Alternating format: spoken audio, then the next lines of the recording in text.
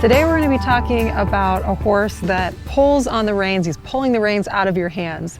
If you've ever had this experience, you know it can be a really frustrating one and a scary one if you have a horse that's throwing their head up and kind of running away with you, or throwing their head down and running away with you and pulling those reins out of your hands.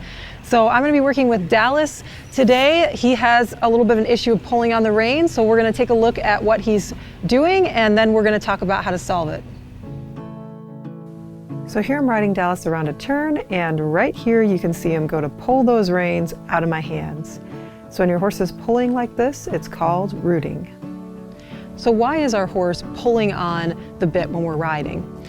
There's two different types of horses that can pull on the bit. One is the horse that's rooting, like Dallas, where they're pulling down to pull the reins out of your hands, and the other one is where they're throwing their head up and pulling the reins out of your hands. So in both these cases, there's a few kind of core reasons why the horse could be pulling. The first one, and the easiest one to solve, the one I like to eliminate first, is pain. So if the horse has, his teeth are not done and he's got some sharp edges, that could be causing him some discomfort with his bit. If he has a bit that's not fitting him well, if he has a saddle that's not fitted to him, so you want to check your saddle, make sure it's fitted by a professional, or if he's got some back pain going on.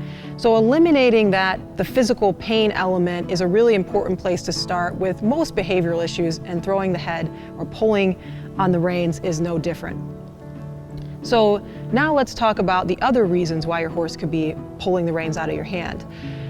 The first one is that the horse is anxious and he doesn't understand how to give to the reins. So no one has properly educated him on how to give to the rein pressure and be soft and relaxed and confident with the reins or with the bit.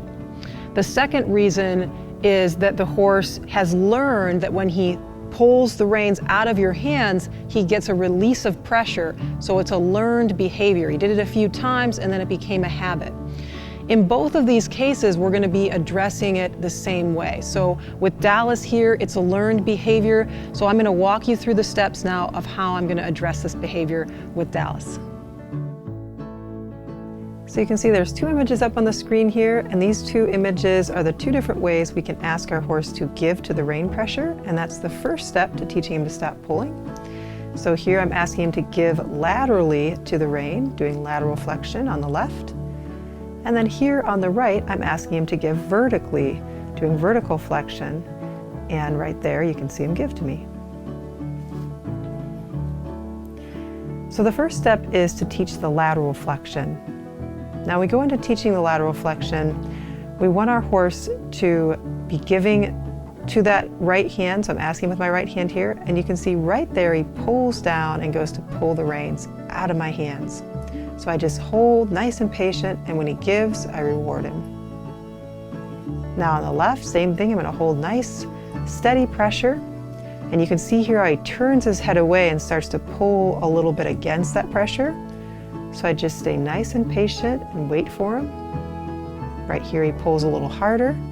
Again, just staying nice and patient, just waiting, keeping my pressure nice and consistent, and right there he gives to me, so I reward him. Now this is after working on it for a little bit, and you can see how quickly Dallas gave to that pressure and stayed nice and relaxed. His mouth was nice and closed, and he looks very calm. And this is what we're looking for as we work on this, that we can get to the place where our horse just gives nicely and remains really relaxed. So I'm asking him to give on this side. And then once we get to this stage, we're going to then move to under saddle. And I'm just doing this at a standstill. I'm not looking for him to bend his head around very far or very quickly. I just want to see that he understands to give, and he's really calm about it and accepting of that gentle pressure. So right there was really nice. And I just check in with him again. And right there was really good.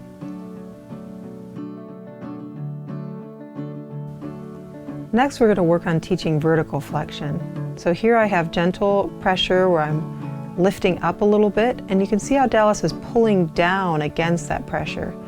So I'm just being patient, kind of following with my hands here, and I'm just waiting. I'm not pulling hard here, I'm just holding and waiting for him to quiet his mouth and relax. And then after working with him a little bit, got to this place where I could apply that pressure and he would just give it his jaw there and keep his mouth closed and stay nice and relaxed. So I'm going to do that again. See, we got a nice quiet mouth. I apply some gentle pressure and he gives nicely. And then I reward him. So now I'm going to do this under saddle with him. I'm going to keep my legs supporting him and just ask him to give here with some gentle pressure. And there he gives. I'm going to reward him. And just repeat that one more time. So legs on, little gentle pressure, and that was really nice. So now that we've talked about how to teach our horse to bend both laterally and vertically, we've done this on the ground, under saddle, let's talk about how long this may take your horse. Every horse is a unique individual, but for me, on average, I find it takes around a month of doing this 3 days a week before you can break that habit and turn that horse from pulling to a place where they're giving consistently for you.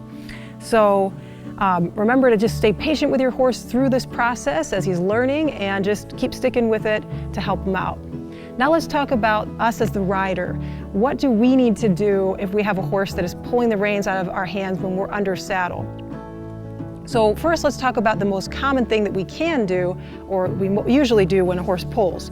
So what's natural for us when a horse pulls is to try to pull the head up. And we typically do that by bending our arms and trying to pull with our arms like this. And when we do that, our center of gravity shifts forward, our butt comes up out of the saddle, and the horse can pull us right out of that saddle. So in order to be able to be softer, help the horse out, and also be more secure and balanced, we want to go through these steps. So we want to first make sure that our core is engaged and we've got good contact with our seat bones here. We then want to open up our collarbones and drop our shoulders. And we want to close our legs. We're just hugging our horse with our leg here. So I'm not squeezing up, but I'm wrapping my lower leg, my calf around my horse, and I'm riding out to my hands. So if my horse goes to pull me down a little bit, just move Dallas up here. I want to think about trying to get that hind end to come up underneath me and to connect more to the front end. So you can see how when I have my leg closed like this, I'm able to get Dallas to step up to me a little bit more and to give to my hands. So whenever a horse is pulling, it's often because the hind end isn't coming through enough. So the more you can focus on riding from back to front, the softer and more relaxed your horse is going to be. So I hope this video is a help to you if you have a horse that is pulling. If it was, remember to like and subscribe, and I'll see you in the next video.